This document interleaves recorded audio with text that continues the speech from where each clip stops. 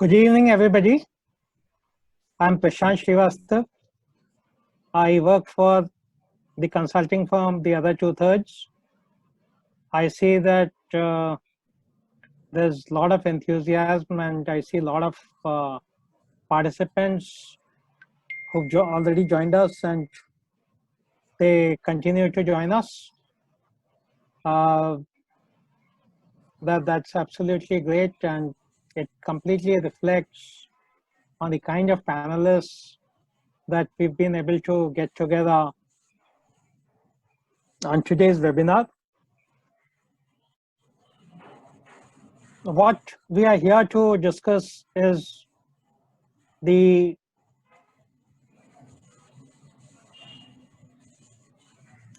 legal industry scenario post the pandemic. Pandemic is here. We've all gotten used to.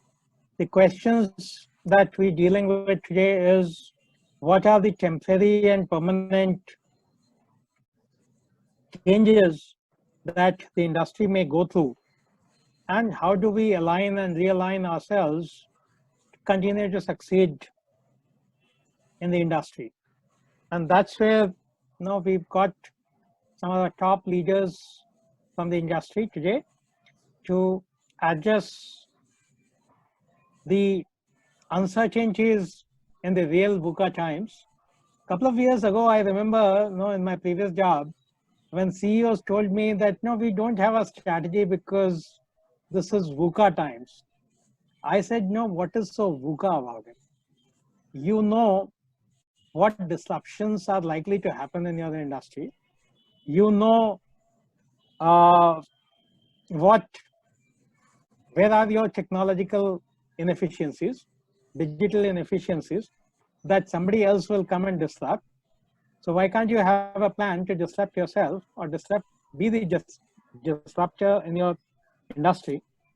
And I was talking to one of them last week, and he said, Prashant, now you will agree that we are in VUCA times. I said, I would perfectly agree that we are in real VUCA times, because let alone next 3 years, we really don't know what is up next 3 months, next 6 months. But against these VUCA times, these law firms and the senior leaders in the law firms have still been able to build some scenarios, plan some actions. So we would hear from them today as we go forward. Please feel free to log in your questions. There is a Q&A section where you can log in your questions, and we could answer your questions as we go. And 20 minutes in the end will be only dedicated for Q&As, and we would like to take as many questions as possible in that time frame. We'll begin by introducing our panelists today. So let's go alphabetically. And the first panelist is Amar Singhji. He's the Executive Director of Khaitan & Company. He's got a illustrious background, and while he looks very young, don't go by his looks. He's same vintage as me. I look much older. Both of us started with oil companies. He started with Bharat Petroleum, and I started with Hindustan Petroleum. He's been able to maintain himself, and he's been the architect of Khaitan 2.0, and we will hear from him what he did.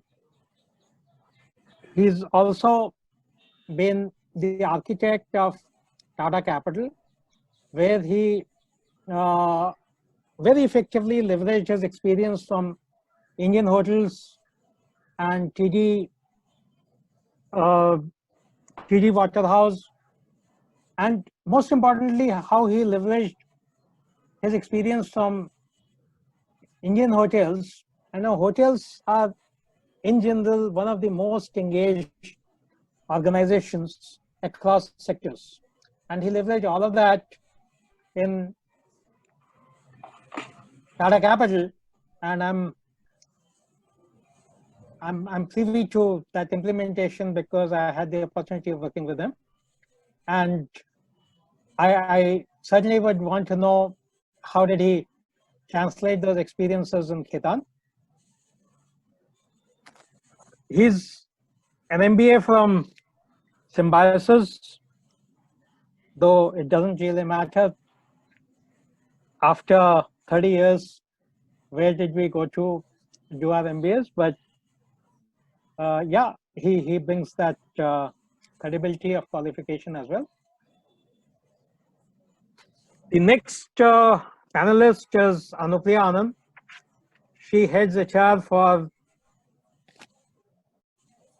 Cyril Amarchand Mangaldas, the oldest law firm in the country, I guess, or one of the oldest and one of the largest. And we see that she's been instrumental in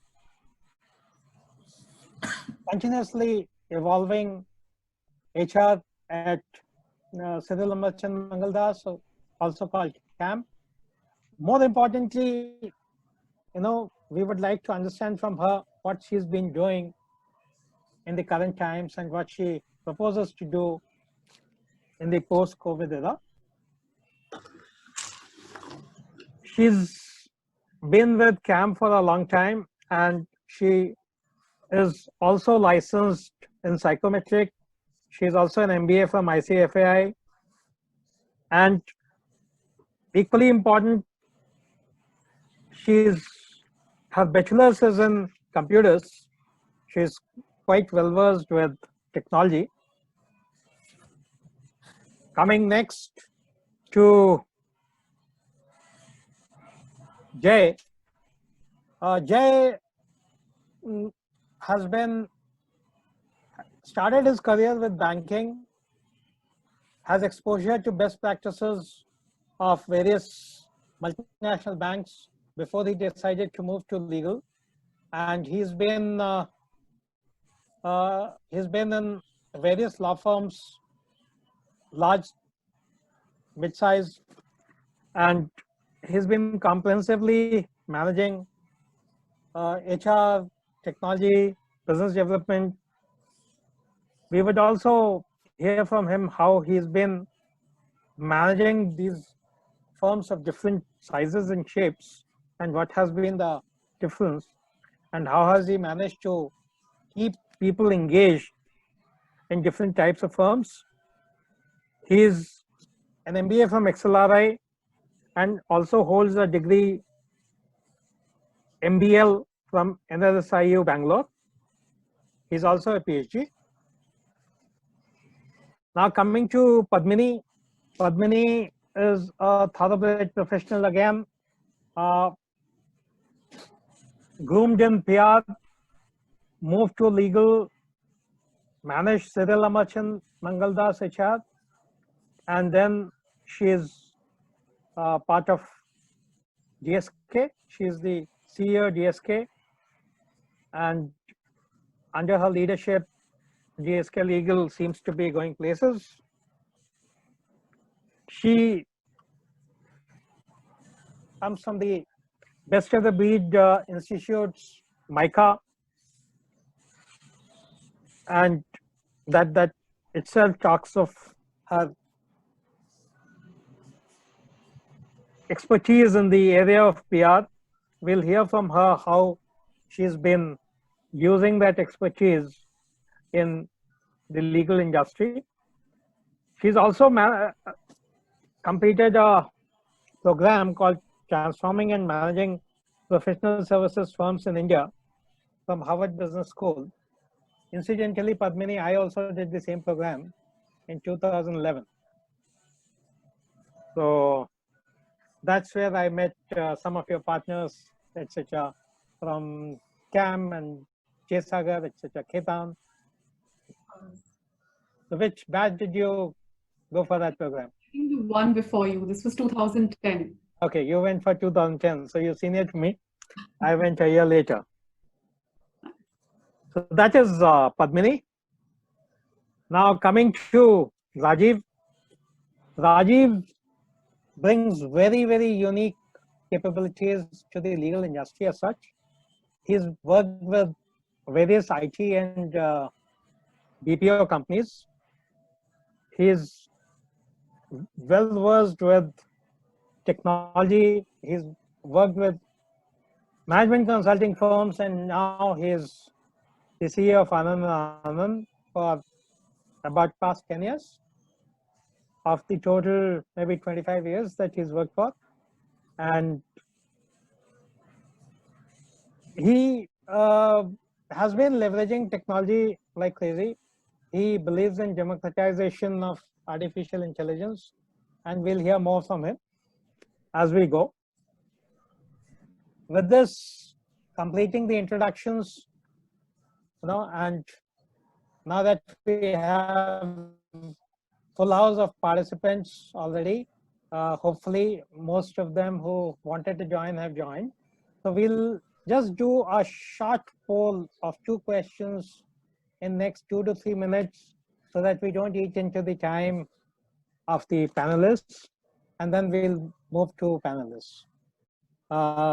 Yeah, Sadaf, please go ahead. Yeah.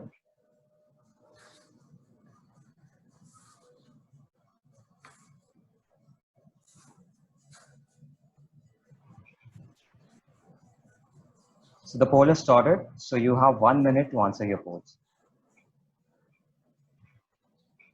So request all the panelists to please fill up. This will help us, align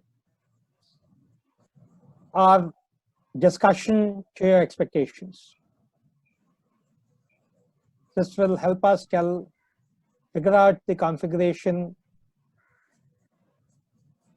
of the audience.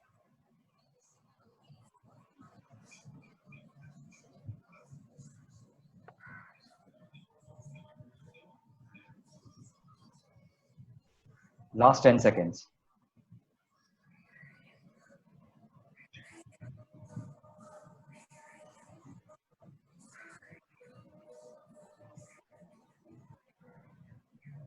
Poll have ended, and I'm going to share with you the results. So all the panelists, everything, are the results visible to you? Yes. So basically, students are 29% and 33% are 0 to 3 years, 3 to 8 years is 10%, 8+ years is 30%. So panelists, you've got to address the complete spectrum. And law firms, overwhelming 67%, in-house 2%, and chambers of advocates, nothing, freelancers, individuals 8%, and others 24%. Okay, Sure. we can close it. Sure. Yeah. So with that, you can keep coming up with your questions, and we will keep going through the questions and answering as we go. Now, the way we will go about is that we'll request the panelists to take about 3 to 4 minutes each and tell us what do they think are going to be the temporary and permanent changes post-COVID when life becomes normal again. And is virtual work from home, going to be the norm, or that's going to change back to working from office? And for the changes that are going to happen, or the hybrid working that is going to happen, how prepared is the industry, the people, and the firms? So maybe we'll go in the reverse order of introduction. So maybe we can start with Padmini.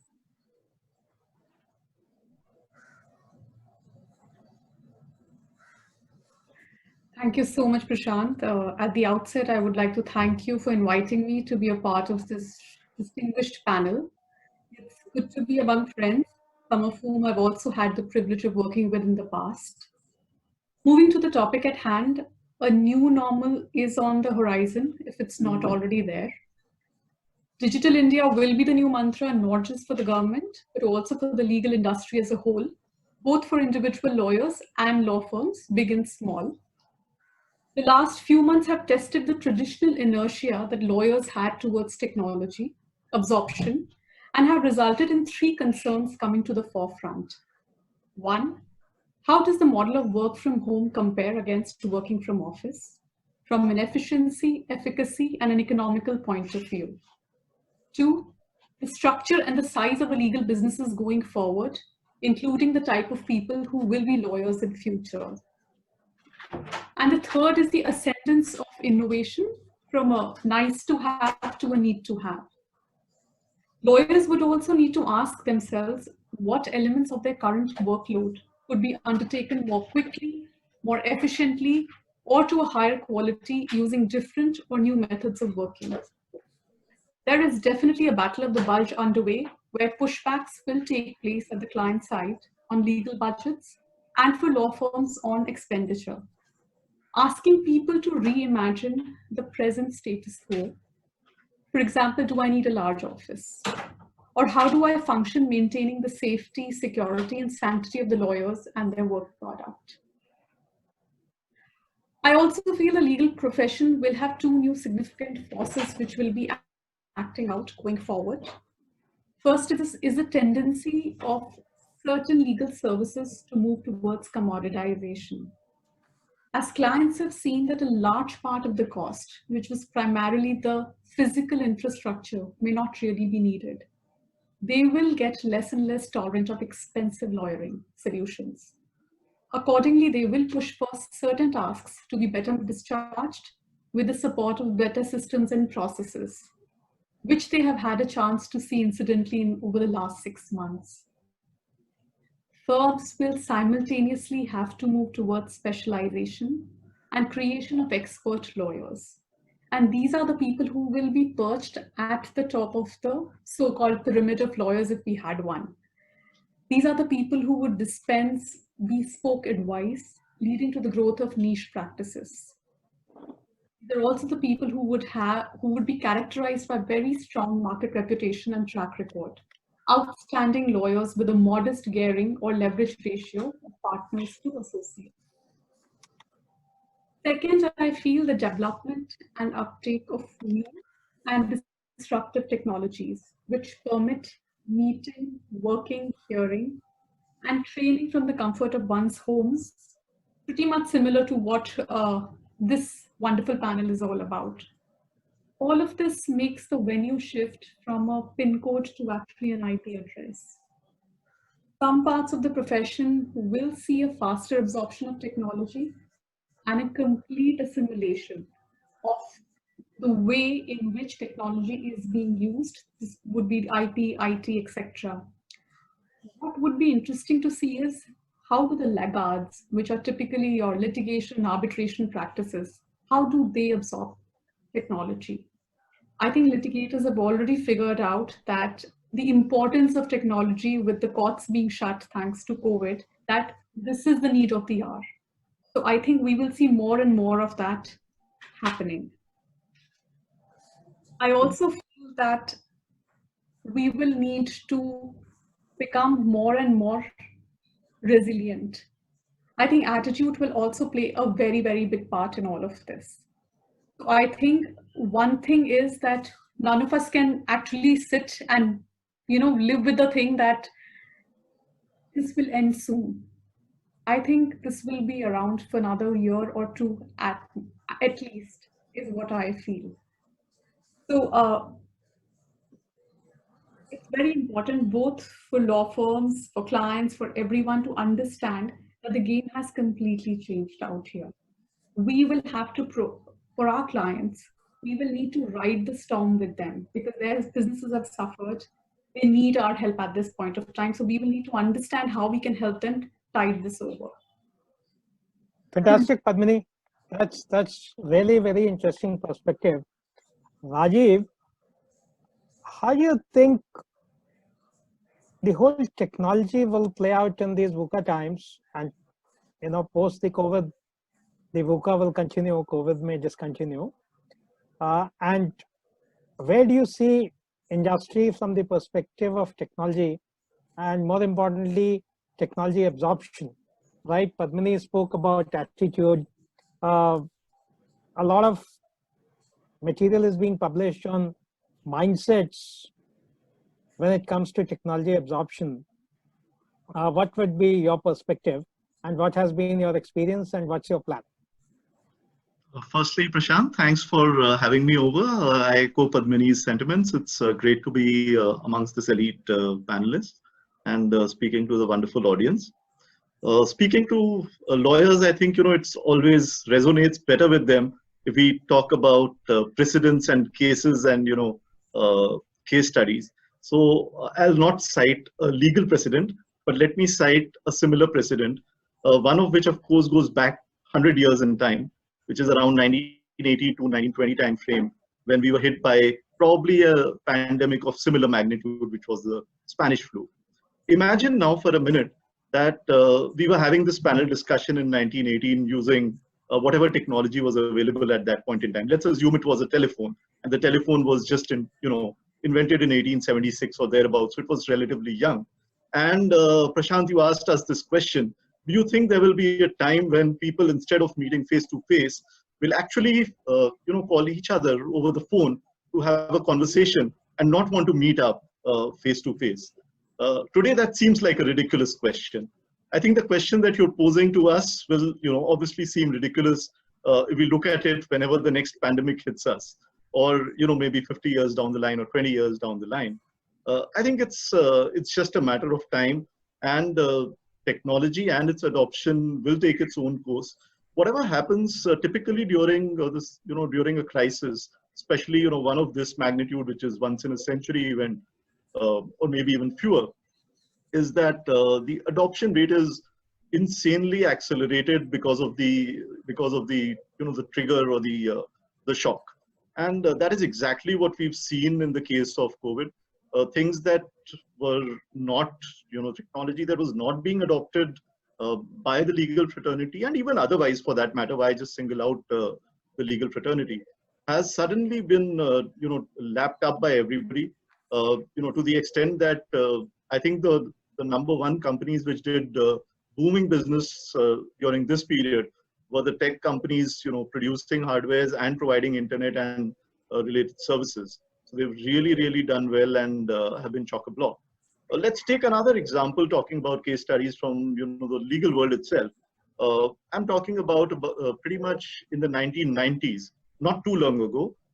There's a gentleman in the UK, very famous amongst the legal fraternity, called Richard Susskind. He's the advisor to the UK government and the UK judiciary, a very, very famous technocrat who's written books on expert systems way back in the 1970s and 80s. So that's his pedigree and vintage. Very interestingly, the UK Bar Council once made a suggestion in the 1990s, not too long ago, by the way, that he should be barred from speaking in public places. Guess what was his crime? He just made a preposterous suggestion at that point in time that there will be one day when lawyers will communicate with their clients over email. And that's all he said. And obviously everybody took, umbrage, took offense to it and said, this is not going to happen. This guy is crazy. We shouldn't, let him speak his mind out in the public. And can you imagine this happened in the 1990s? So here we are in 2020 discussing whether, use of remote technology and technology adoption, specifically when it comes to remote working, will become mainstream or not. I think the writing is on the wall. Once people have got a taste of it, there's no going back, I would feel. I don't know how long it will last. I'm not as brave as Padmini to stick my neck out and say it will last for 1 or 2 years. Who knows? But clearly this change is irreversible, because you mean it will last out more than 2 years? Or you mean that no, we will have relief earlier? So, okay, I mean, the guillotine is coming for me, right? Yeah.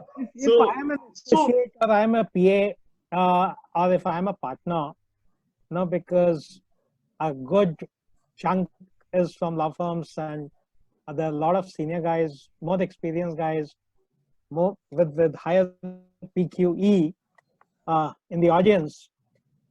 What should I expect, and how do I expect to change myself to align with the new normal and succeed in the new normal? So, again, when we look at the new normal, I think COVID and remote working is not the only aspect that is going to be playing up as far as the new normal is concerned. There are various other factors into play, which we just seem to have forgotten about, at least in our mainstream conversations. So if I take a look back and, say, okay, what is the technology model that I use as a mental framework or a mental model to calibrate the use of technology? I basically look at technology in 5 stages. First is just the availability. I think what COVID has done is made sure that people are using the first layer, which is the availability of information, so that they have access to the internet or cloud-based systems, and they are able to access whatever they need to access. The second layer is using the applications to execute, which is your quintessential ERP kind of stuff. In law firms, you have the practice management softwares and all of that. So that is the second layer. I think as far as the audience is concerned, as far as the panelists are concerned, they all obviously belong to firms which have done these 2 things long time back, and it's all done and dusted. The adoption rate, although surprisingly, even when it comes to law firm practice management systems, is not very high. They would, expect somebody else to do the work for them, and stuff like that.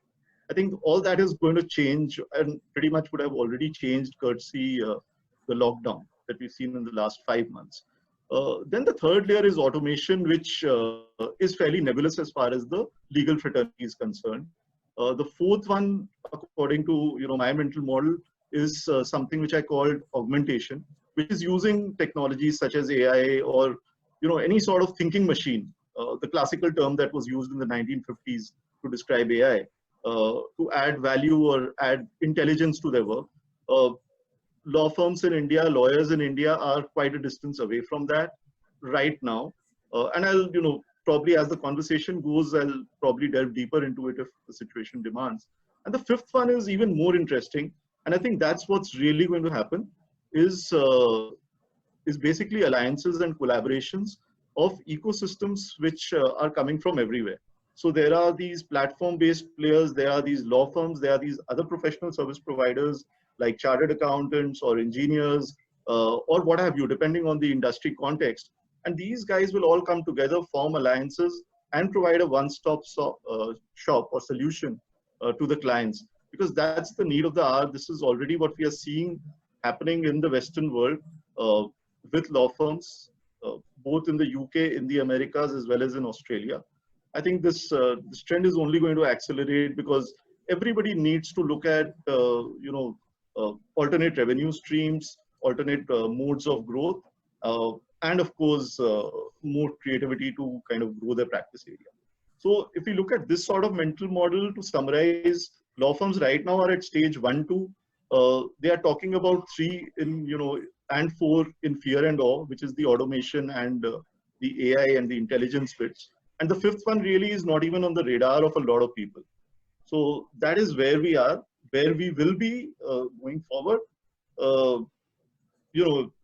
It's anybody's guess, but it's going to take its time. I don't think all the 3rd, 4th, and 5th things are going to happen very, very quickly. Thanks, Rajiv. Thanks. This is a great perspective, and helps me at least understand technology better, both in legal and in advisory firms. Jay, what's your perspective? When do you think post-COVID revival will happen, and what are the changes that are going to be impacting the lawyers in the law firms? Yeah, thanks, Prashant. It was wonderful hearing the panelists before me, Padmini and Rajiv. So they have sort of covered a lot of very relevant points. So to that question, Prashant, I would sort of come from a very different perspective. So firstly, the question of when the pandemic will end or when this issue will end, frankly, I would not hesitate in admitting that I completely do not know. Sure. Both from a strategy perspective as well as from a law firm management or an operational perspective, we are looking at this in a sort of month-to-month bite-sized chunks, because we really, so in March we thought that everything will get over by, in the Q1 and everything will be clear by June, July.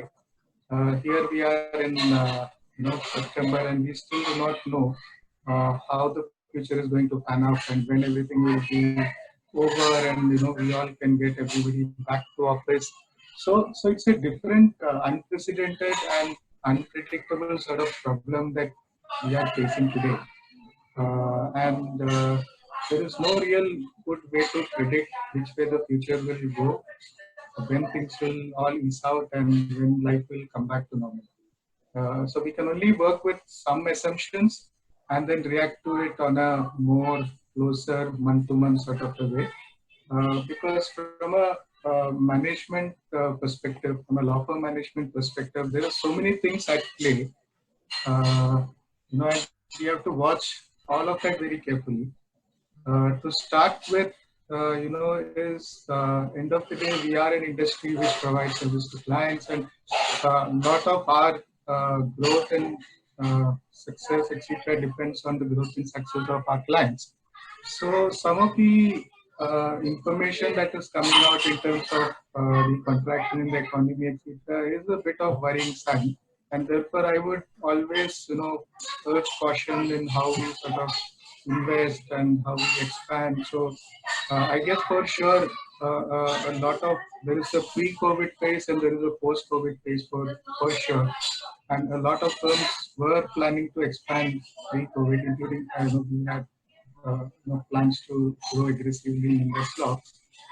We will continue on that path, but with a lot more caution, because we have to keep our eyes very sharply on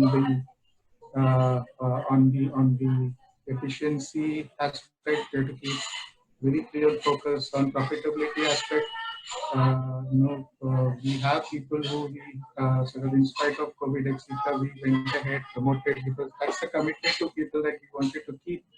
But at the end of the day, in a situation where there is so much distress in the economy, we also don't want to sort of move to a place where we're overcommitting.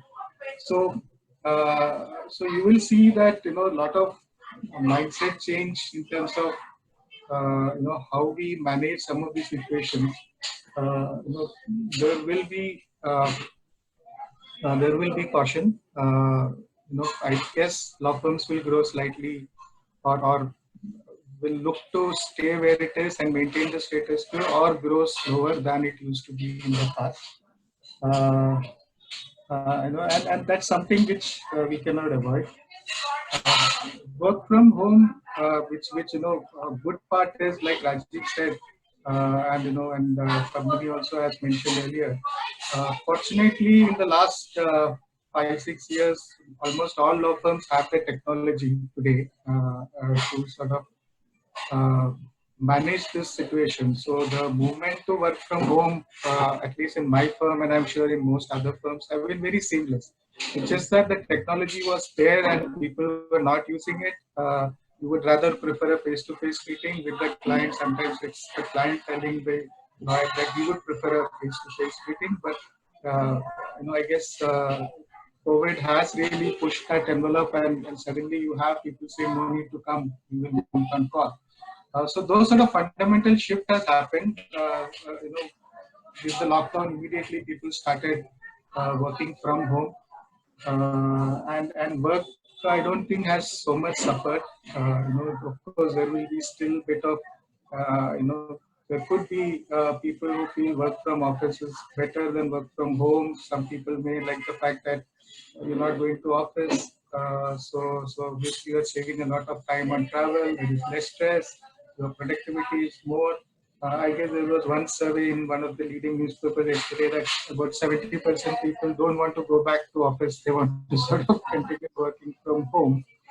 But at the same time, in a profession like us, at some point when everything comes back in full rush, for the efficiency, etc., it may be necessary that people will all need to be together to react quickly to the evolving scenario, all of that. So it's really difficult to say which way the work from home will sort of progress. I guess efficiency will be the key of how that model will evolve, because that's one thing a law firm cannot compromise on. So I guess there will be some hybrid model, and we don't know what that is, because law firms, we have also realized that we can save some good real estate by having some people work from home, but not at the cost of efficiency. So that's something which I guess everybody would be thinking. What is the end state?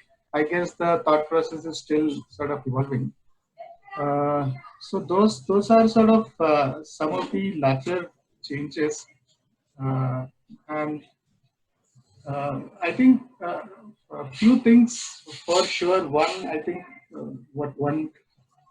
first is I think innovation is going to become very important when clubbed with what I call innovation for efficiency, and IT plays a big role in it. It's not just IT. There are a lot of other subsystems within the law firm. It's also about how you really leverage your knowledge management within the firm. How you sort of create this pressure on delivering more for less. Yeah, that's a continuous pressure in all of advisory industry, including legal industry. Yeah. Keep delivering more for less, but I guess there may be ways in the post-COVID phase of delivering more for less, but in a very different way than what has happened in the past. Anupriya, do you think it's going to be really different in the revival phase compared to what legal industry has been in the past? Thank you for inviting me, first of all, on this progressive panel. Now, when I look, there are a lot of changes which we see around, and there are some, as you asked earlier, temporary and permanent, but what we as an organization now are looking at, the changes which are more sustainable. There are some temporary impact, there is some temporary impact which we are all dealing with, whether it is health and safety of our people, because that is one thing that has pushed us down to the lowest need of Maslow's need hierarchy theories. So yeah, health and safety has become very big thing for everyone. Second is obviously this forced work from home, and right now we are only dealing with the forced work from home concept, and there are a lot of things that we need to now plan in terms of engagement with clients. How would it happen in the new era? How would you maintain confidentiality if somebody is working from home? How would you lay down new contracts for them? How would you, how would this new workforce behave? Because, traditionally law firms have always worked on an apprenticeship model. We follow the Cravat model in the past where, you train your junior, and there is a lot of tacit knowledge which goes from you to your junior, and that is how you build the workforce. Now with this new work from home environment, I think the biggest learning is work from anywhere. It's not only work from home, it's work from anywhere. People are calling it now work from village. There is a gig worker. So there is a whole new agile workforce which will come into play. And it will not be only, just dealing with the current situation. All of us are currently only looking at what is happening with us in terms of, looking at optimization of resources and, doing productivity analysis and balancing it with our hiring needs and, and maybe changing our BD strategy, which has completely changed in the last few months. But this is all temporary. On the permanent side, obviously, the work from anywhere concept will be the biggest thing. I think while looking at it, every organization needs to first finalize the strategic objectives behind this remote working. Is it you're doing it for talent retention, you're doing it for talent satisfaction, you are doing it for cost saving, you are doing it for building a future talent engine and capturing new markets? Once that strategy is clear, and then is when then you come to defining probably some guiding principles on which this new work from home and new workforce will, in the new era will emerge. And there are so many things. You have to trust your people to maintain that confidentiality. Is equal output equal to equal pay? How would you assess performance, for that matter? Because there'll be new ways of assessing performance. Traditionally, law firms. Sorry for interrupting, Anupriya, but how will you ensure productivity? Because I don't know about the CAM mechanism, but in most advisory firms, the bonuses of partners are tied to profits. And therefore, productivity becomes very critical. What Jay was saying, that, more for less, etc. So when you're working from anywhere, how will you ensure productivity? So there has to be right engagement models built around. There has to be, it has the whole assessment process will have to be holistic. We currently also have productivity is one part of it, and client relationship is another part of it. There are various angles. Client is not reducing its expectations from you. He wants you to mimic the same level of delivery, and maybe if not less, in the new whatever from wherever you're working. So all of that will determine, and so productivity will be more outcome based, I think, rather than just logging in hours. And your outcome is money is one outcome which you get, but there are many other areas where you can look at productivity on day-to-day basis. Anyways, all law firms have timesheets entry system where you enter time and how But many hours. I don't know about, again, law firms, but Yeah. I've seen multiple consulting firms. The timesheet is more about time rather than output. So Yeah. how has this changed from time-based input to output-based output? Yeah, that is the biggest transition which every law firm, I think, will have to look at, is to move from time-based to outcome-based model. Now, whether you have your gig worker also who you will probably just get in touch with that person only for a particular project, and that the outcome is like that. So, but I think in an organization, it has to be more holistic. So all these parameters, how will you train them? How will you measure their performance? How would you engage them, give them feedback, and give them regular feedback on what is the expectations from them on the every work that you give them? So that is what will change. And That's nice. It will be not one size fits all, because every organization is different. So the percentage may vary. Some may choose only 10% to work from anywhere. Some may choose 20% to work. So that kind of percentages will also vary from organization to organization. And by keeping in mind the whole cultural integration part of it, because you need to integrate your people well in the culture of the firm also. So that is another very important aspect one must not forget. No, that's very nice. That's very nice. So moving to Amar,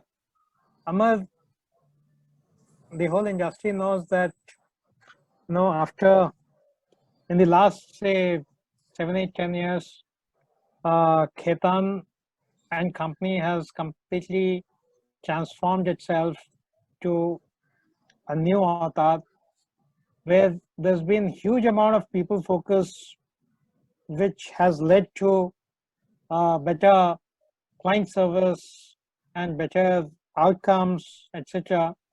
Right? I have been on the client side, and I have, seen the transformation, experienced the transformation, and I have also been recruiting, or I was recruiting on some of the campuses that you've been recruiting, and of course we didn't figure in the hierarchy of the employers, because it was 1 to N was law firms and then the corporate teams.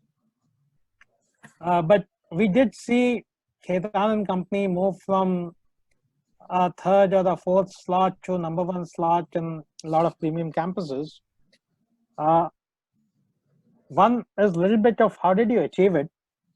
And two, more of it, that how do you propose to sustain it in the post-COVID times with all the uncertainty that some of the other panelists already described, and from no guesses to some guesses to actually, I don't know, my guess is that COVID might be addressed by December 21. But the after effects of COVID on the economy, etc., I don't know how long that will take to get addressed. So in this whole change situation, and we already have few questions, and one question, as we had expected, is that when will tier one firm gonna resume entry-level hiring? To what extent is hiring at top law schools in the country going to be affected for the class of 2021? Yeah, thanks. So, over to you with some difficult questions. Yeah. Thanks, Prashant. Thank you for having me here. The theme of the conference is challenges and opportunities. So maybe I'll kind of place my answers around those two themes. And to get the main question off our backs, that when will tier one firms hire? I don't think we have stopped hiring. Over the last 3-4 months, I can speak for, I think, maybe all my co-panelists here. All of us have been hiring, maybe no big ticket hiring, but hiring has not stopped. We have a batch of 2020 joining next month, almost 50 bright young people from campuses. Some of us have probably already made or are in the process of making PPOs for the batch of 21. I think what will change is maybe the quantum or the number that we would hire, depending on how the situation is. But I don't think hiring would stop. You see, finally, you have a son who's graduated from a law school. It's a whole interrelated web. I mean, we need to support colleges, students, academia. They are putting all this so that we have great inputs in the law industry, trained resources that join us. So it's not possible, or it's not right to break the chain in one way. So maybe the quantum will change. Maybe you'll hire slightly less, or maybe the same number. But I don't think hiring will stop for most firms. If the firms are very small or very niche, they may go easy for a year or so. But no, hiring will not stop. Coming back to what happened at Khaitan and why, I think Khaitan's again a very old firm. We'll turn 110 in a few days time, and the firm started in Calcutta, went to Delhi, Bangalore, and came to Bombay sometime in 2001. And if you traditionally see law firms are either an individual or family focused. So there is a family that's probably created a law firm and it's been running for a generation or more. Or there is an individual who creates a firm and the firm bears his name. Same with Khaitan, there's a family and the firm bears the family name. But I think 2001 onwards, the firm focused on a couple of things. And if I were to just pick 2 or 3, I think it was creating a professional organization. I think that ran on systems and processes, and building a culture as distinct from the culture of a family or an individual. Of course, the values that the family professed are all there, and they're enshrined in your value system and in your ambition statement. So what happened? You built a professional management. You had professionals who came in. You have professionals who sit on the board of the law firm and manage their own businesses. You left the lawyers to do lawyering, what they were good at and what they're supposed to be doing. You put in place systems, technology, processes, so everything ran like a corporate, but you were careful not to take away the entrepreneurship that comes in a law firm and not make it a corporate in the total sense of the term. And you focused hugely on culture. So one thing that we are very, very clear and very, very sure about is not to dilute culture.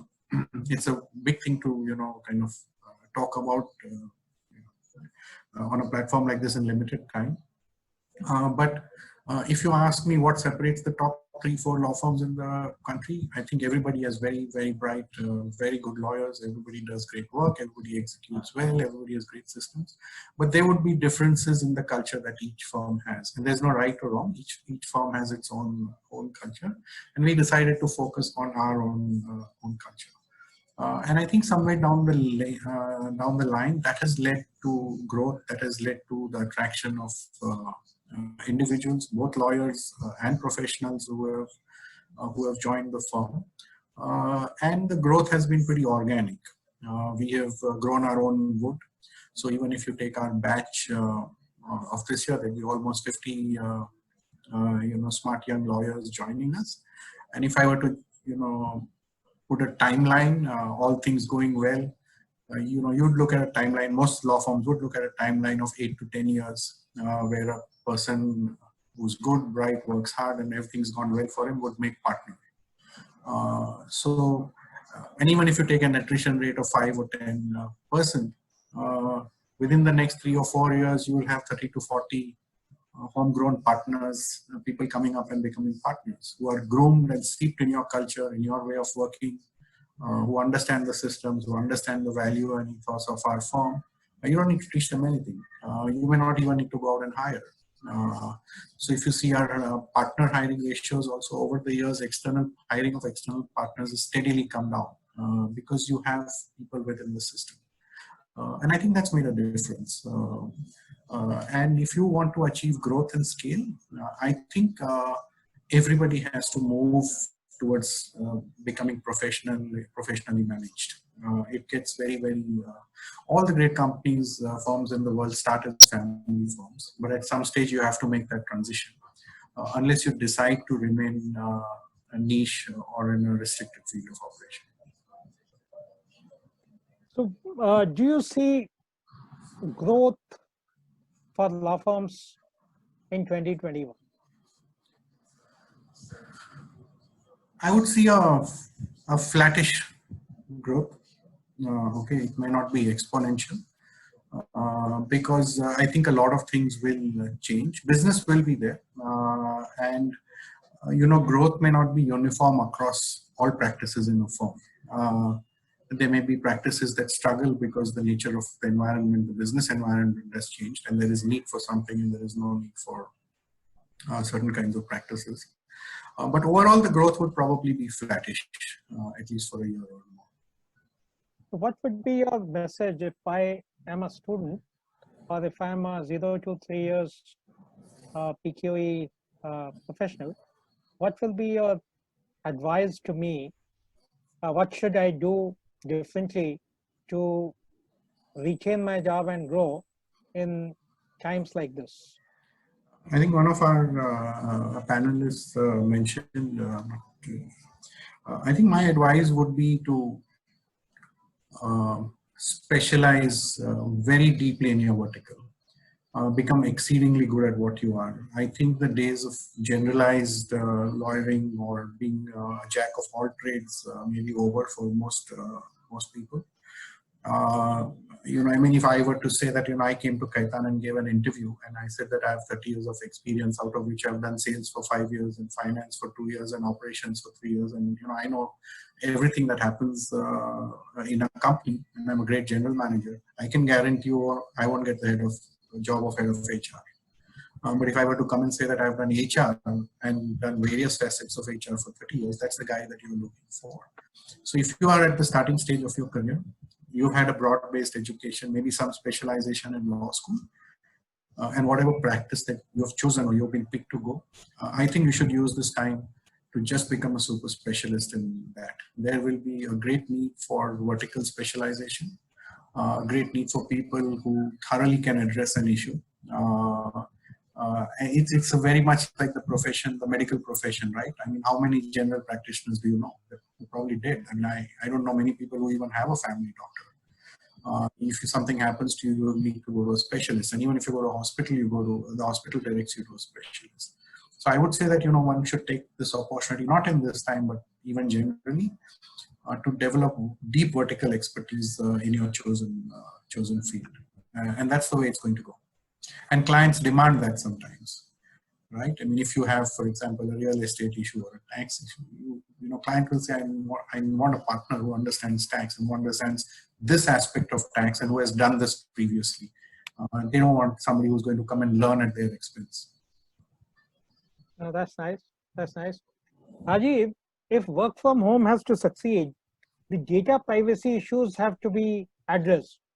How do you think, and is there a way to address data privacy? This is a question from somebody in the audience. I guess he must be amongst the seniorish folks who are worried that what happens to their client data. Yeah, it's an absolutely valid concern, and sitting at the helm of an IP law firm which deals with extremely sensitive data about inventions that are not even out there in the market, we obviously deal with these issues very seriously. The simple answer is that it needs to be given a lot of thought while configuring your systems and providing cloud-based access. These days, the typical cloud-based service providers that you will find, which are the leaders in this respective spaces, do have all the possible options that you can, prevent people from downloading data, from printing data, from, emailing, or from even copy pasting data on your browsers. So all of those facilities are available. I think a message to at least all the decision makers out there and the more seniorish people who get consulted whenever these sort of systems are implemented.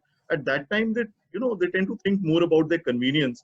That if you put too many clamps on my working, then my productivity will suffer, and the output will not be good, and coordination with team members will not happen. So they need a lot of flexibility. So one has to realize that there is a trade-off between the two. You cannot have your cake and eat it too. So that this is a discussion that really needs to happen, and consultation needs to happen in the law firm, so that it's not just a directive coming from the managing partner or a chief technology officer or the CEO. It is something that everybody agrees to in principle, and then backs it to the hill. There is no other way. So what as an associate I should do differently, and what as a partner you should do differently to ensure data privacy while work from home, especially if work from home has to continue in future? Yeah, so I think as a partner or as a seniorish member of law firm, I think you guys need to get together and take a hard look at your existing processes, your existing data architecture. Unfortunately, despite we being in the information revolution, at least as far as the legal fraternity is concerned, they do not have that deep discussions about data architectures and data models and information the way it should be shared. So I think that part definitely needs to be there at a boardroom level, and should not be left to some bloke in IT who will just set up a cloud-based system and everybody is happy accessing it. So that's if you are at a seniorish level. If you are at an associate level, I think you really need to understand that one mistake, one blooper at this stage in your career can mar you for life. That is the kind of impact that data privacy could potentially have. It's a very, very serious issue, and rightly so.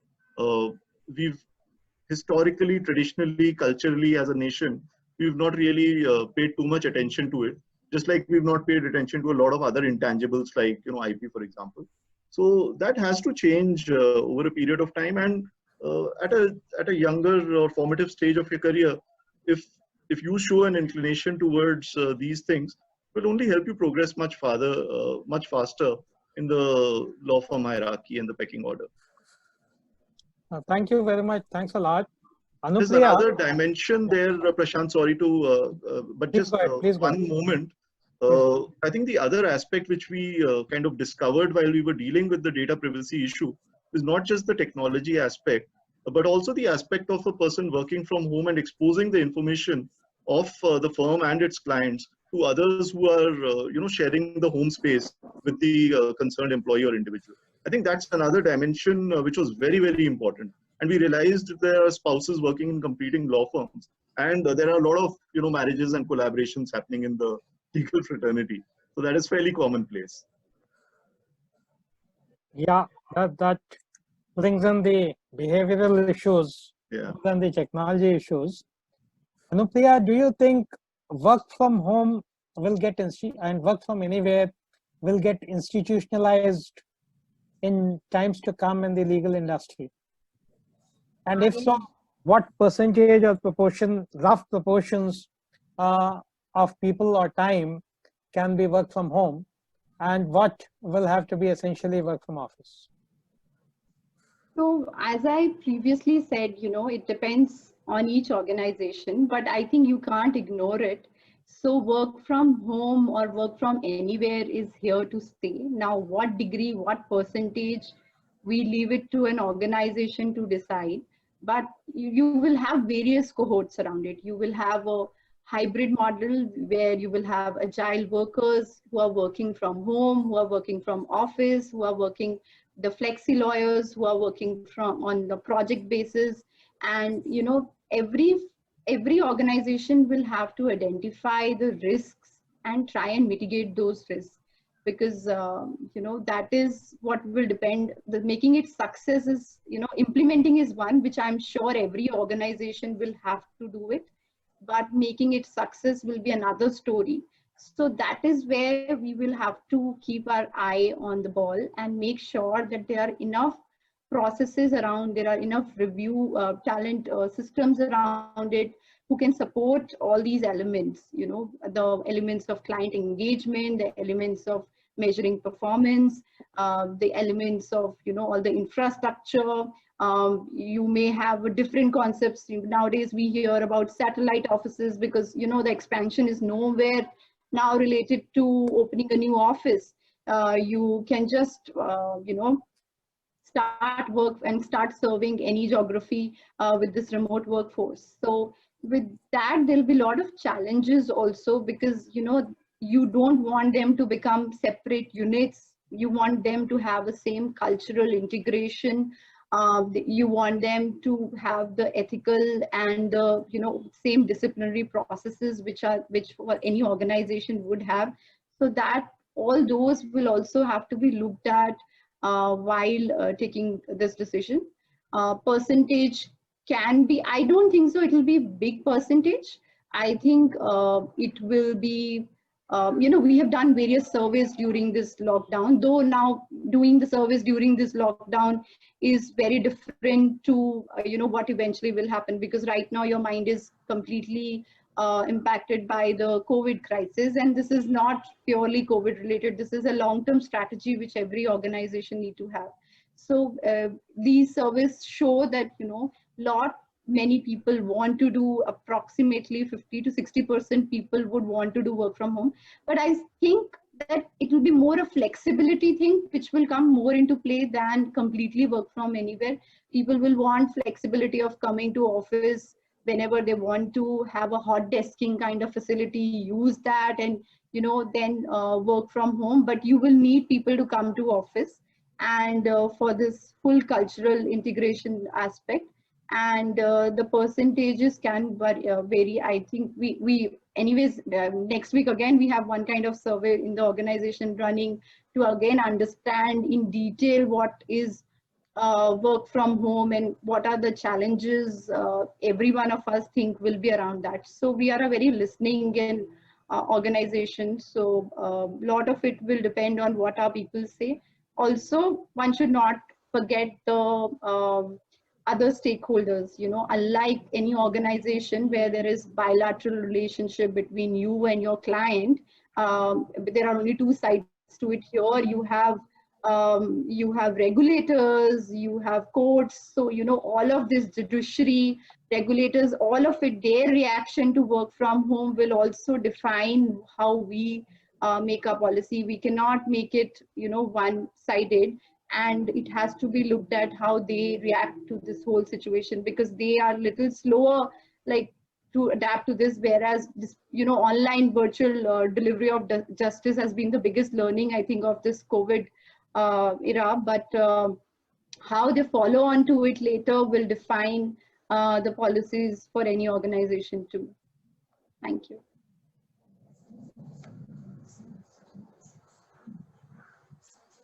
Okay, so that's really nice. That's really nice. And I think Amar, you have a very specific question from Ashok Ramaswamy addressed to you. He wants to know the role of artificial intelligence in law in future. Yeah, well, I mean, it's undeniably very important.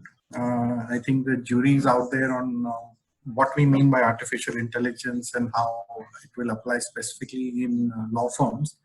But I think all law firms are very, very high on IT, if I may just bring it down to a very base level.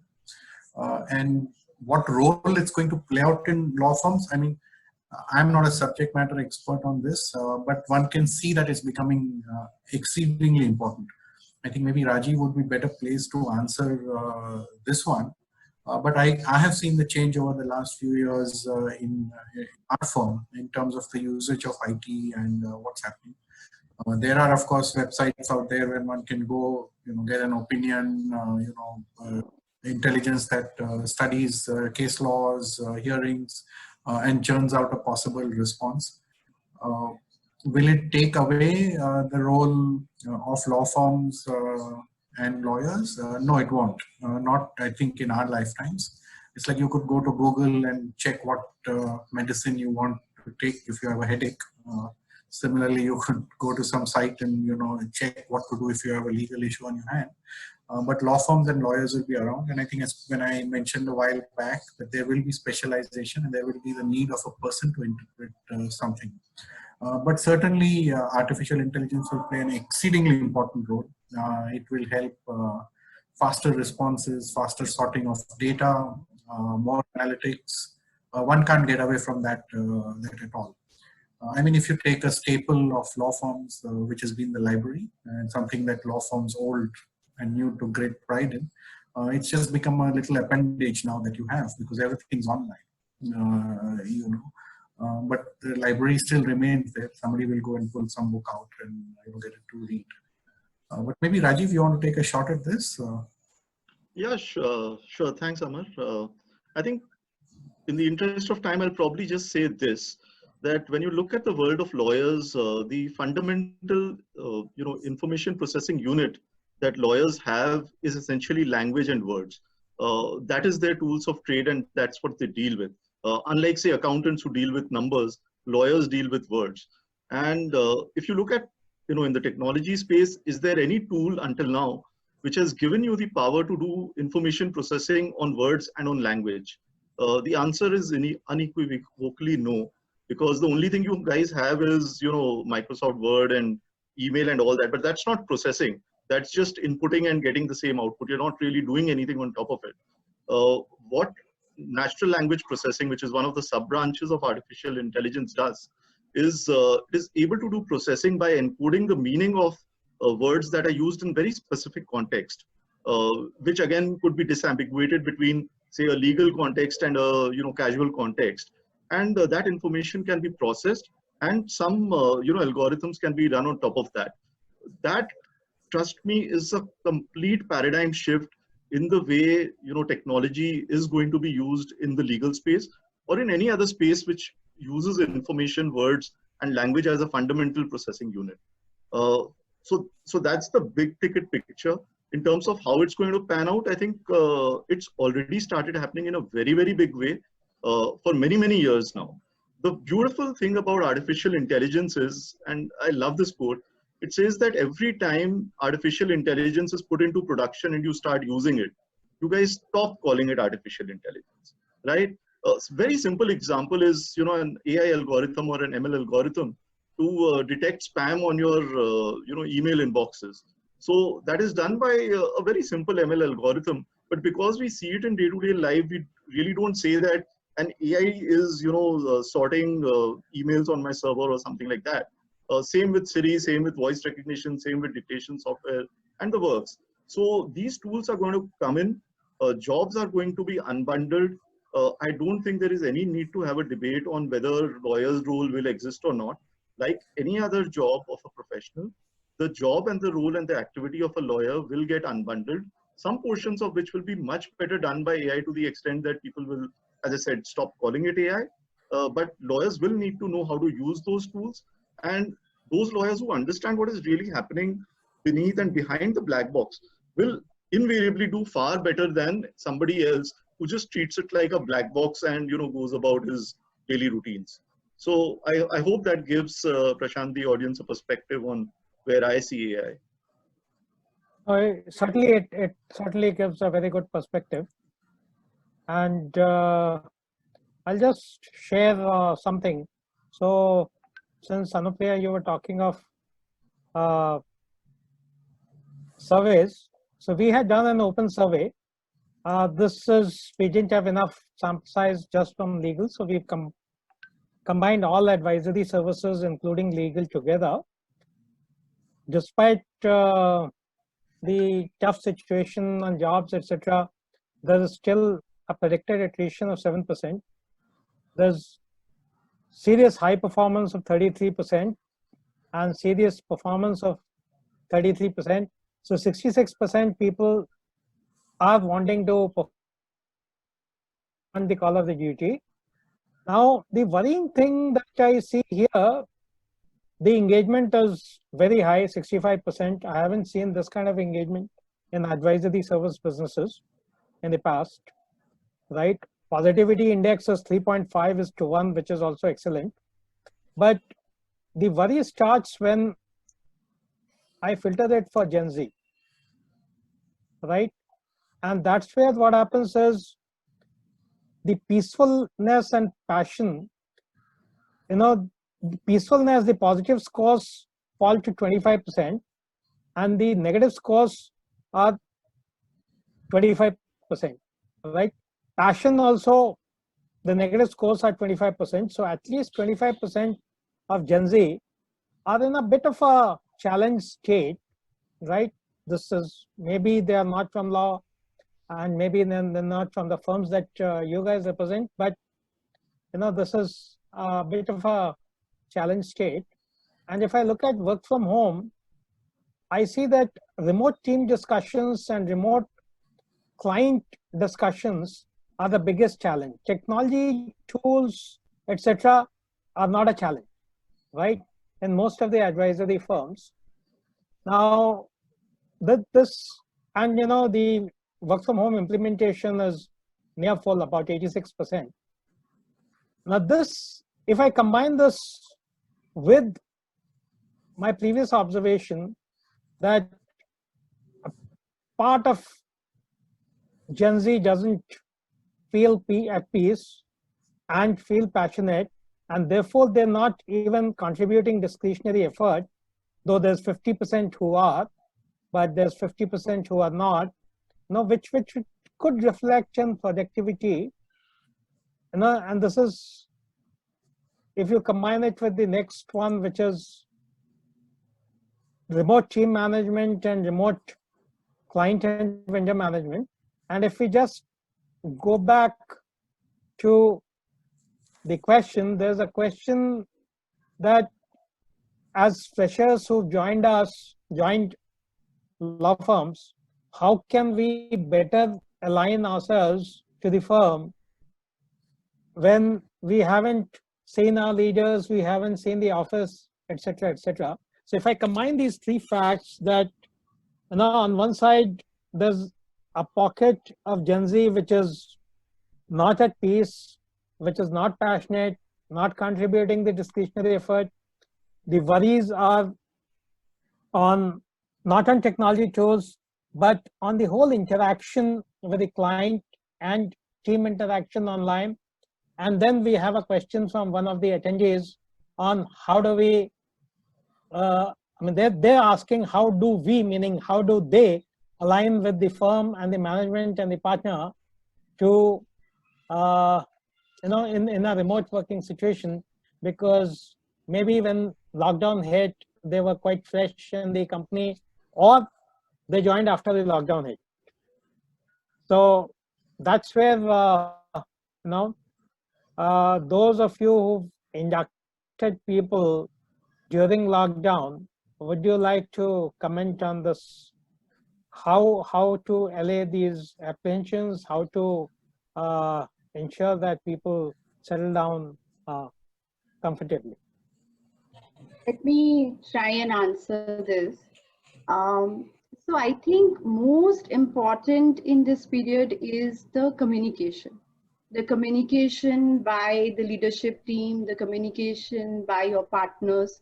So if the communication channels are there and the leadership and the seniors take it on them, that, if that, solves most of the problems. We as an organization have been having during lockdown, I think 10 times more communication, town halls and other surveys and listening exercises through this time.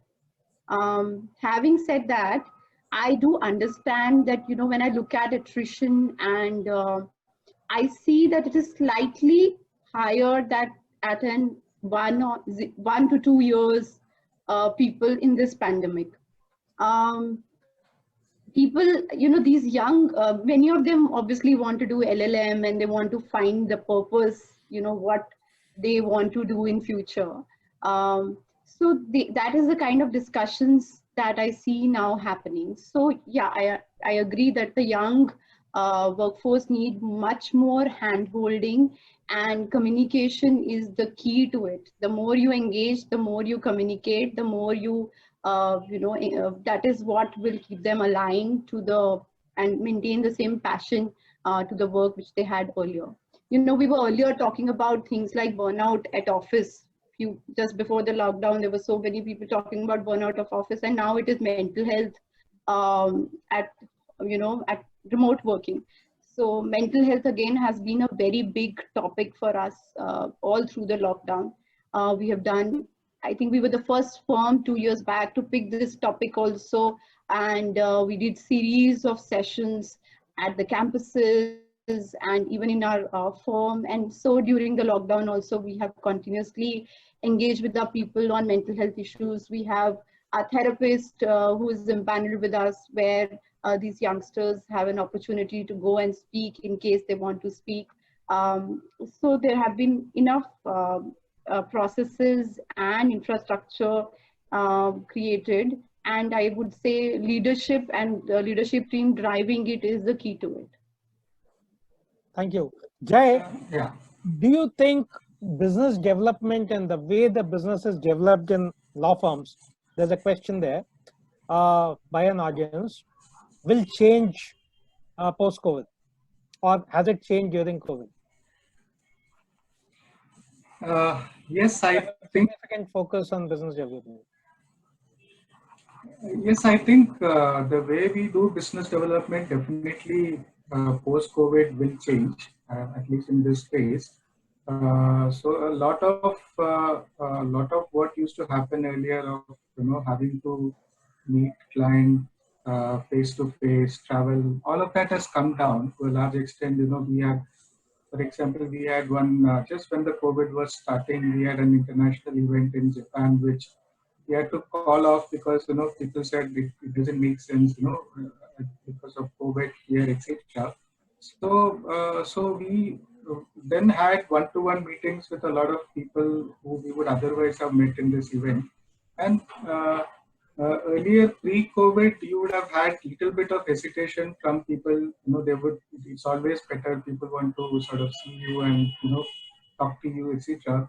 But surprisingly, everybody was more or less comfortable, and we did most of some 50-60 meetings.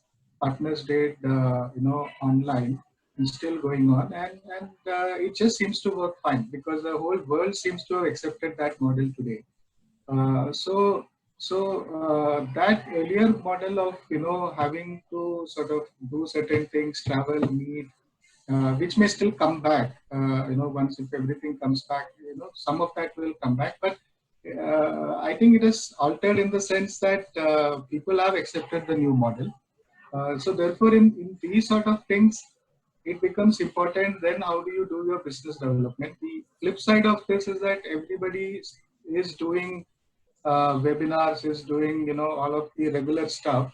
And then there is some bit of fatigue building in also on that, you know, because you know, almost every firm is doing some or the other event.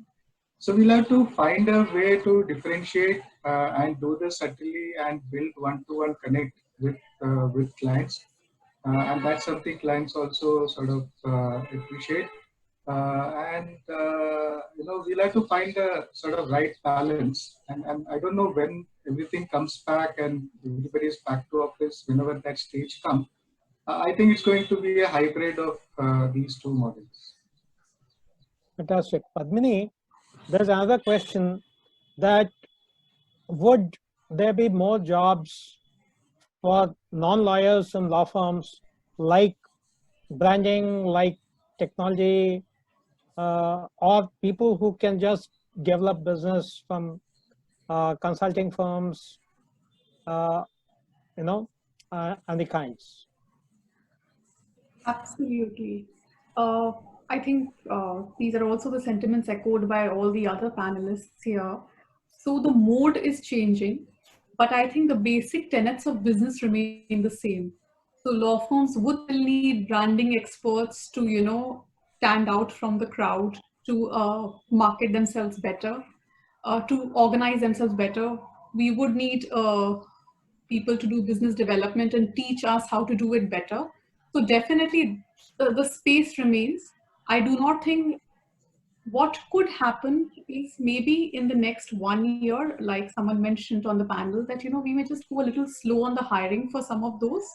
So instead of taking, say, 5 people, you end up taking something like 2 or 3 people on the support side, but the market remains because it's a fundamental need. And the good part is that, look at this panel. I mean, there are a number of, I think, lawyers sitting out here working with law firms. So, and the good part is the lawyers have realized that there is a space for people like us, and we bring something very important to the table, and which also helps in the growth of the firm. So definitely, absolutely, there is a market for that, and that will continue always.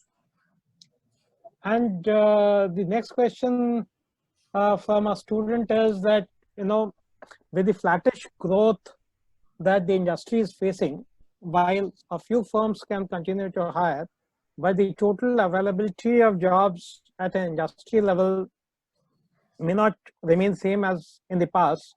So what should students do to become employable? What skills they need in the post-COVID era to become employable? Amar, do you want to take that? Sure, sure. It's a difficult one to have a cut and dried answer to, but you know, if I'm sure that, you know, there are always opportunities. But if I have graduated from law school and, you know, my career path is going to be a lawyer, I mean, I would first focus on trying to find any role that gives me some experience as far as lawyering is concerned. I wouldn't worry too much whether I'm in a tier 1 or a tier 10 law firm or this or that. But any place that I can use the skills and the functional knowledge that I have learned for a year or 2 is good, because it will build your knowledge base. It will continue you in the same path that you have studied for. And this is not going to last forever. It's a matter of maybe a year or 2 years or something. And hiring will not stop completely. It may slow down, it may be less. Apart from that, you know, when you join a law firm, it is very, very hectic. I mean, you are head over heels in work. I think one ignores their health, overall development, family, everything. Here's an opportunity for you to maybe take some time and develop alternate skills, learn a language, pick up a hobby, you know, read, do things that make you a more well-rounded individual. A lot of people give up a lot of things, you know, when you hit law school and then work. Maybe you are a sportsman, maybe you had a hobby, or maybe you did some social work or philanthropy. Maybe pick those things up. Those will stand you good for the rest of your life. And if it becomes a part of your lifestyle today, you can sustain it. So there's lots of things one can do. Don't remain focused that a top tier law firm is not hiring or I did not get that. This is a situation that everybody in the world in every profession is facing. But the world will go on and we will all go on. So one can just be a little more positive, look around, and there's plenty of things to do. Prashant knows, I have a 21-year-old son. He got a job in January, his first job, and he got laid off in April, his first layoff. Okay, that's as bad a beginning to life as one can hope for. But we have made sure he's remained positive. He's contributed to remaining positive. He's doing stuff. He's doing online courses. He's learning some new physical fitness and sport, and he's working on some startup. He's doing a whole host of things. So at the end of another few months, or at the end of maybe a year, when he goes back and joins this company, hopefully, or maybe gets another job, there is lots he can talk about. He'll be a better human being. He will have learned a few things, and he will have some experience. And experience is good. Any kind of experience is good. So it need not necessarily be experience only in your chosen field.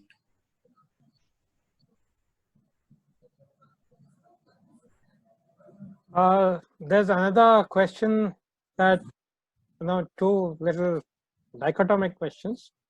One question is that with 100 plus partners, COVID or no COVID, do you think big firms are reaching saturation point? The other question is that, do you think because of COVID, the business may move from more expensive to less expensive firms? You want me to take a shot at this? Sure, go ahead. No, firms will not reach saturation point. I mean, if you take global law firms, we are minuscule compared to them still. So scale will always be there, and there will be firms that are niche and small for various reasons. You could specialize. We have Rajiv here from Anand & Anand, and you choose to, if you specialize, then you'll be a certain size, okay, or you may choose to be a certain size. But scale is essential, and as the economy will grow, I mean, we will grow, and we will probably very soon, hopefully, maybe in our lifetime, be one of the largest economies in the world. Scale will be very, very critical. So no, it's not a saturation point. You may choose to moderate your growth, how fast you want to grow or how slow you want to grow. But I think scale is essential. For any business to have strength to survive, to deal with the vagaries, of the marketplace, scale is required. So anybody else, have you observed movement of business from bigger to smaller law firms? Have some of you won business from bigger law firms because clients are not willing to pay the big bills of bigger law firms? We have signed a secret pact not to answer that question, Prashant. Yeah. So Prashant, one thing is for sure that the pricing will be under pressure. So it can work both ways also. So it's not definitely a guarantee that because you will find a lot of firms, even big firms, reducing the pricing on that front. Because of the current sort of situation. So I actually think that firms which are larger, etc., have everything stable and in place. This is more sort of set up to weather this storm, and some of the firms which don't have that sort of a strategy and structure and things in place need to really watch out for the efficiency and profitability and other elements. Because this is not going to be a short-term sort of people say V-shaped recovery, etc. But I feel we'll have to be geared up for a long haul. And in that context, I think some of this, having running a firm in an efficient manner and factoring in the fact that there could be intense price competition, is something that will hold everybody in good stead. No, that's nice. That's nice. So since we are already at 6:32, next 3 minutes, what we'll do is maybe we'll take half a minute each And each one of you, if you could just in one sentence give one piece of advice to the students and the young lawyers. Okay, I'll go first. I would say that good things are just around the corner. The world is transforming, and for the young lawyers, you will join the new world and a new transformed world. So I am excited about it, and so is everybody. Should look at it, because crisis is the last thing you should waste. This is not. It's an opportunity to make a change, and in the end, I would just say that all of us spread hope, spread positivity, and spread learning, so that all of us thrive together. Yeah. Padmini, one advice. What should students do, or what should young lawyers do? Absolutely. For students, this is a good time. As Amar mentioned, it's a good time if you've not got a job. I think upskill. There are lots of courses available. Please use this time well. Make sure that you're learning. You continue to learn. Very good time when all of you can just sit and work on short form, long form of your CVs, proper letters of introduction. You have plenty of time to do this. So this is for the students. For young lawyers in law firms, I think it's no longer revenue per lawyer. I think it's value per lawyer. And whatever PQE you are, I think you can add a lot of value to your teams, and your partners need your support. You can do a lot of research, you can write articles, you can look out for opportunities in newspapers for business, and you can always flag it off to your partner. So show a lot of initiative. This is the time to do so. Rajiv, So, very simply cut off all connections with anybody who infuses negativity into your life, and focus on making each day count, because nothing matters except the now. What happens in future, nobody knows, nobody can predict, and it really doesn't matter. The only thing that builds the future is what you're doing today at present in the moment. So just make it count and connect with positive people. That's all I would say. Jay. Yeah, so I echo some of the sentiments. So I think important part to realize is that this is a phase, and this phase also will pass, and you may have some difficulty in this phase. But I'm sure, like Amar and few other panelists also mentioned, hiring will sort of continue, and there will always be opportunity. But as Padmini was saying that you have to stand, because of the opportunity in the short term may slightly go down. So invest in yourself, differentiate yourself, acquire more skills, and I think this phase too shall pass. And we have seen that in 2008 when everything collapsed, Lehman Brothers, etc. And people said this is the end of everything. I mean, in 3 years, we were back to normal and did better than that phase. So hopefully there will be a similar sort of, one can't predict when, but this is an opportunity both for people, students, etc. to invest in themselves, as it is for law firms to also invest in itself in becoming more efficient, and and if we ever say not to waste a crisis. So ultimately, this is all building efficiency at every level. So prepare yourself. You have the time. Invest in yourself. Stand out. Do what it takes to stand out. And law firms will never stop hiring. It will always be lesser or more, but life will go on. So in the lull phase, you ensure that you are ready. That when things pick up, you are the first one in the line.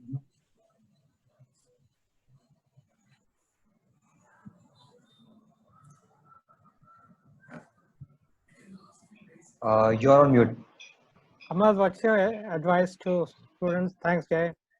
So we are at a stage in life where we love giving free advice to a captive audience. So all advantage to us. So I'd just say that, I mean, if you have to put one key word and build your life around it, I'd say it's balance. Have a balance in everything that you do. Work hard, become very, very good at what you do. That's your ticket to success. Look after your health. Don't ignore your family. Be grateful that you have one, and be a well-rounded individual. And then you'll still cost 50 and be able to do a 2-hour seminar at the end of the day. Thank you very much. Thanks a lot, all the panelists. Thanks a lot, Anupriya, Amar, Rajiv, Padmini, Jay. I'm sure people really enjoyed, and I hope all of your questions are answered. In case some question is not answered, please feel free to write to us, and we'll consult the panel and get back to you. Thank you very much. Thanks all the attendees for sparing time to participate and patiently listen to us. Thank you very much. Thanks again. Thank you. Thank you. Thank you. Thank you. Thanks.